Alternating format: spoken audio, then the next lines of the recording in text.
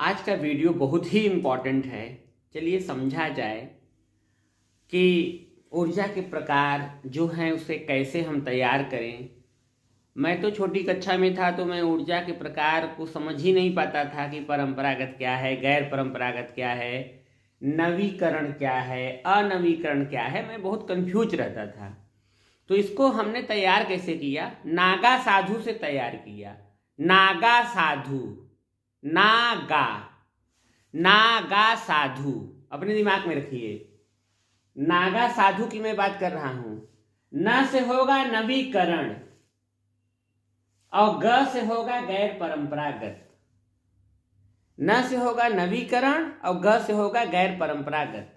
नागा, न से होगा नवीकरण और ग से होगा गैर परंपरागत। नवीकरण, गैर परंपरागत। नागा, नवीकरण, गैर परंपरागत एक ही है, कभी भूलिएगा नहीं। चाहे नवीकरण कहिए चाहे गैर परंपरागत कहिए, नागा साधु को दिमाग में रखेंगे तो याद हो जाएगा।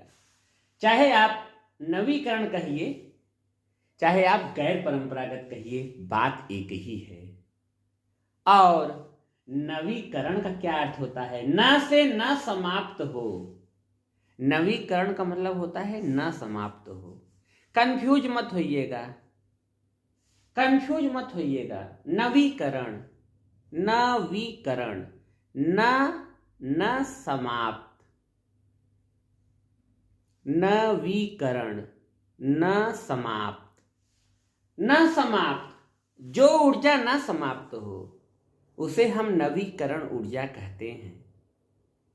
और नवीकरण ऊर्जा को हम गैर परंपरागत ऊर्जा भी कहते हैं, क्योंकि नागा हमको ट्रिक में बताया गया। तो अब मैं कभी कंफ्यूज नहीं होऊंगा, अब मेरे अंदर कभी कंफ्यूजन नहीं होगा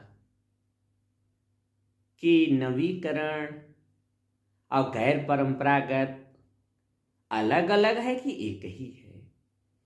मुझे ट्रिक याद है, नागा, नागा साधु से मैंने ट्रिक बना लिया। न से नवीकरण, न समाप्त होने वाला। ग से गैर परंपरागत। गैर परंपरागत की अंग्रेजी होती है नॉन कन्वेंशनल एनर्जी और नवीकरण का होता है रिन्यूएबल। रिन्यूएबल, यह नवीकरण ऊर्जा जो होता है इसे वैकल्पिक ऊर्जा या गैर परंपरागत ऊर्जा या अक्षय ऊर्जा भी कहते हैं। इसके कुछ उदाहरण चलिए देखा जाए। सौर ऊर्जा, पवन ऊर्जा, भूतापीय ऊर्जा, बायोगैस, ज्वारीय ऊर्जा, तरंग ऊर्जा, बायोमास ऊर्जा जिसे जीव मात्रा भी कहते हैं, जलीय ऊर्जा, कचरे से ऊर्जा। कभी कभी एग्जाम में शहरी कचरा पूछ लेता है, क्या है शहरी कचरा? शहर से प्राप्त होने वाला कचरा, that is non conventional energy, that is renewable energy. जैव ऊर्जा, बायोडीजल, ये सब आपके गैर परंपरागत ऊर्जा के स्रोत हैं और इससे प्रदूषण नहीं होता है, इससे प्रदूषण नहीं होता है। अरे सौर ऊर्जा में आप देख लीजिए, चाहे आप सोलर कुकर की बात कर लीजिए या सोलर पैनल की बात करिए, या आप देख लीजिए सोलर पैनल से चलने वाले कार भी आ गए हैं। तो इससे कहाँ प्रदूषण होता है? इससे प्रदूषण नहीं होता है, प्रदूषण नहीं होता है। तो अब जब आप नवीकरण जान गए हैं तो इसके जस्ट उल्टा इधर आ जाइए। अनवीकरणीय, नॉन रिन्यूएबल एनर्जी समाप्त हो जाएगा, इससे बहुत प्रदूषण होता है। इसे हम परंपरागत भी या कन्वेंशनल ऊर्जा भी कहते हैं। परंपरागत, हमारे भारत देश में चूल्हे पे खाना बनता था, बहुत ज्यादा चूल्हे पे खाना बनता था। ये परंपरा से चली आ रही है, परंपरागत है, परंपरागत है। ये कन्वेंशनल है, कन्वेंशनल एनर्जी है। इसमें मैं देख लूं, इसके लिए एक मैंने शानदार ट्रिक बनाया। वो ट्रिक क्या है? कोयल जैसी लड़की तेल लेने गए, कोयल जैसी लड़की तेल लेने गई, गई को गए हमने बोल दिया। कोयल जैसी लड़की तेल लेने गई, याद कर लीजिए, दैट इज कन्वेंशनल एनर्जी, परंपरागत ऊर्जा है, जिसे हम नॉन रिन्यूएबल एनर्जी भी बोलते हैं। नॉन रिन्यूएबल एनर्जी जो है that is your conventional energy. आपका अनवीकरणीय ऊर्जा या अनवीकरण भी कहते हैं, अनवीकरण या अनवीकरणीय ऊर्जा दैट इज, ये समाप्त हो जाएगा भैया, समाप्त हो जाएगा, समाप्त हो जाएगा, ये समाप्त हो जाएगा। जैसे कोयल कोयला, जैसी जीवाश्म, लड़की लकड़ी, तेल तेल। गैस की मैं बात करूं तो प्राकृतिक गैस समाप्त हो जाएगा, प्राकृतिक गैस समाप्त हो जाएगा। इसमें जल विद्युत, जिसे हाइड्रो पावर भी कहते हैं, ऊर्जा, परमाणु ऊर्जा, नाभिकीय ऊर्जा, ये सब इसमें आएंगे, एग्जाम्पल है। और अब मैं समझ पा रहा हूं कि आपको कभी कंफ्यूजन नहीं होगा, इसमें आपको कभी कंफ्यूजन नहीं हो गया। अब मैं देख रहा हूं कि कंपटीशंस में पूछ रहे हैं और ईंधन और उसके कैलोरी मान, ईंधन और उसके कैलोरी मान में क्वेश्चन आ रहा है घुमा फिरा करके। तो ये भी बहुत आसानी से मैं आपको बताने वाला हूं, चलिए समझा जाए। इसके लिए एक शानदार और सुपर ट्रिक हमने बनाया, देखिए क्या है। ट्रिक को कैसे ध्यान में रखेंगे, एक लड़का है, उसका नाम गोबर है, उसे मैं गोबर भाई बोल रहा हूं। गोबर भाई जो है वो बहुत ही गोबर है, वो लड़कियों के साथ बहुत ही ट्रोलिंग करता है, छेड़खानी करता है। तो चलिए देखिए उसको मैंने कैसे कहा। मैंने बोला गोबर भाई, पहले गोबर बोलिए, लास्ट में भाई बोलिए। गोबर भाई, पहले गोबर लास्ट में भाई।